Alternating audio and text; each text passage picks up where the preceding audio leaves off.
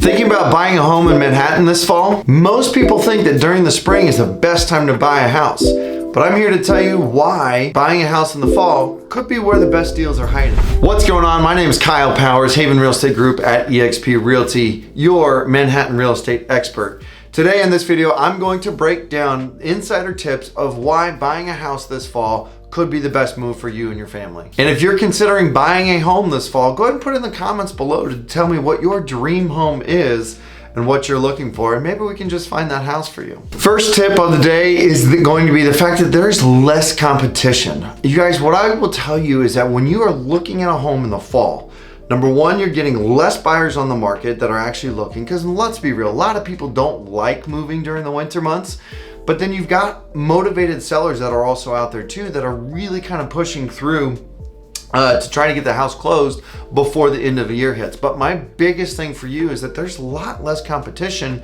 for you and buyers. Because during the summer and spring months, what you get is you get hundreds and hundreds of buyers looking at one house. That's how you get multiple offers. And then what happens is they start to die off towards the end of summer, beginning of fall, when school starts, all of those things. But a lot of your hidden deals are definitely there because of the less competition in the market. Next tip of buying a house in the fall is that fall actually gives you weather-related challenges that you don't necessarily think about in the spring or summer months. Because again, more rain, more leaves equals leaks, right? Leaks in roofs, leaks in skylights, leaks in gutters and things like that you don't always necessarily think about. In my particular neighborhood, I'll tell you that one thing I didn't think about, which I've learned to grow past it at this point, but there are a ton of leaves that I have to rake every single fall.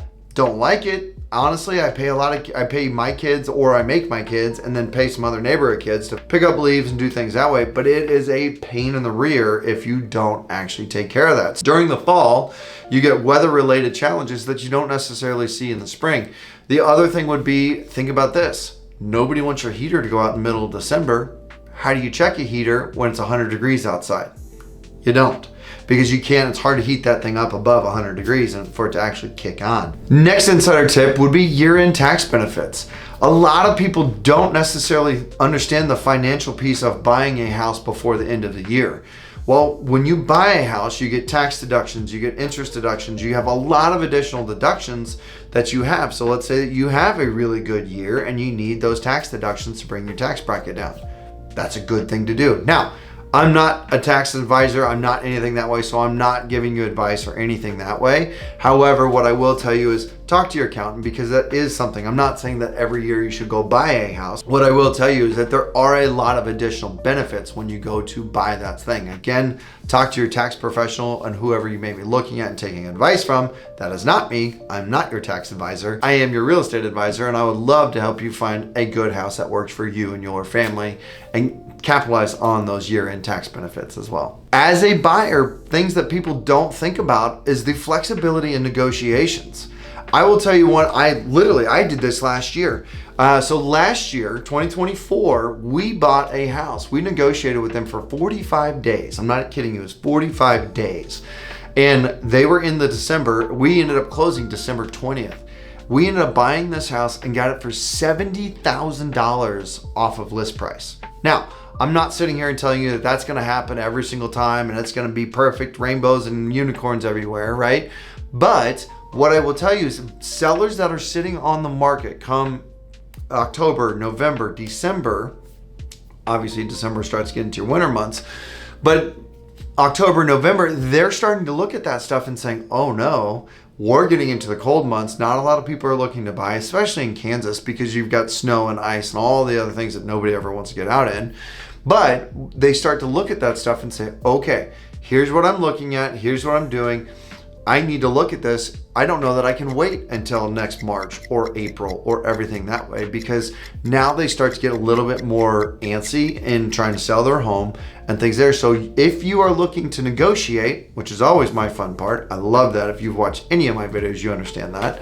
But now your sellers are more apt to negotiating because they have they're getting pushed against that wall. Whether it's the end of the year or wanting to move or needing to move, they are more negotiable on selling their house. Next thing I want to talk to you guys about is just being able to check for those fall specific issues. So I will tell you, typically when everything starts to get cold, everything kind of shrinks a little bit. That's when foundational cracks are more prevalent. The green foliage and everything around the house and stuff starts to die off, gets brown, all that stuff. So you get to see more of what's going on with the house. You get to see the wet yards, you get to see the leaves. They cover a lot of things, so you need to be aware of that kind of stuff. But what you end up getting with that is that you have the ability to then look and see what you're actually buying. Let's say I bought them a lot where you can't see the entire house because it's so covered with trees and brush and just nastiness out of it, right? And so the thing that you have to be ready for in the fall, and again, I love buying a house in the fall. Honestly, I love buying a house any time of the year, but fall is great too because you get to see that kind of stuff. You get to see, okay, how cold is it in the house? Is the heater keeping up? Do they need insulation? You can see the roof line. Like my own personal house, I've lived in it for too long and not have fixed this stuff, but whatever. My own personal house, I can see the frost on the roof line, and on each of that frost, I can see, or on the roof, I can see lines, and I know that those lines on my roof that still have frost on them are the 2x4s or 2x6s that are my ceiling joists. And what does that mean? You're probably like, what the heck, Kyle? Why does that matter? Well, what that means is that there's not good insulation in that particular roof. Yes, I know I need to fix it, but what's going on is that heat is rising into that attic, heating up your attic, and then melting the roof line and melting the frost on that roof. That's not good. That's not very good for me. That's not very good for the house. And if you guys are looking at a house that has that, then you know that your insulation on that house is garbage. And I know that without even going in that roof. I've lived in my house for 8 years. Again, I know it's too long for how long I've been dealing with this, but I've lived in it for 8 years and I have not fixed that. I'm losing a lot of money on that side of it, right? Like I need to go in and fix those opportunities or fix those issues with those particular insulation. So those are the types of things that you start to see as you start looking at houses in the winter. The other thing is you start to see more cracks in your sidewalks and more cracks in the foundation, more cracks in the walls, and everything just changes. The house changes when you get to that point in the fall and winter months. Final little tip before we kind of close everything up here is act fast and be ready to go on good deals.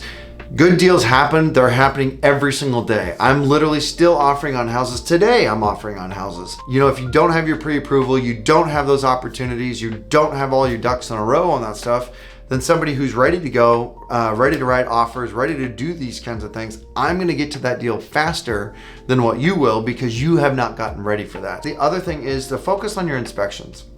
I tell people all the time, let's work on terms, price and terms on the deal, and then let's focus on inspections. We can do our HVAC inspection. We can do our sewer line inspection. We can do all of those things. That's what that inspection period is for. Now, what I don't want you to do is go in as is, where is, blah, blah, blah, blah, unless you're prepared for that kind of stuff, right? Like act fast, be ready to go. The other thing that a lot of people don't necessarily think about is that we just went through PCS season and are in the middle of PCS season in the fall. That's typically when the military likes to move. And so there's opportunity whether buying or selling. So if you're buying, there's people that are moving out to be able to kind of go do these things. So being ready, being able to act fast, and being able to do that stuff. I see it every single day, all the time. You need to be kind of looking at those opportunities. Buying a house in the fall can be an incredible opportunity for you and your family. And if you are thinking about buying a house in the Manhattan, Kansas, and Fort Riley area, I want to be here to help you guys out. I want to help you negotiate. Again, that's my favorite. I want to help you get into that right house. I want to help you get into those items to get you taken care of. So if you have any questions about buying, selling, investing, or anything real estate related, I'm here to help. I want to get you taken care of, and I want to be here to make sure that you are making an educated decision for you, your family, and anybody else that you're looking to help help out. So as always, please don't forget to like this video, share this video, go ahead and subscribe to the channel if you like our videos here. I always want to give you guys a lot of opportunity to learn and educate yourself on the process and work through everything on that side of it, because again, real estate is a fantastic opportunity to, one, build wealth, build generational wealth, and then two, just to have a good spot for you to live with your family, for your family, be able to do that stuff, whether it's buying a duplex and living in it or buying a single family because that's what you want to be for your family. So I want to be here. I want to be your resource here in Manhattan. So if you have any questions, please reach out to me. My personal cell phone number, this is my cell phone number, is 785-477-5485. My email is kyle@homesforsalemhk.com. Reach out to me on either of those terms, or go check out our website at homesforsalemhk.com. I'm here to help you. You can go check out on the website any active houses on the market that may be an opportunity for you. And if it is and you have questions, reach out. I want to get you in there. One, just to take a look at it.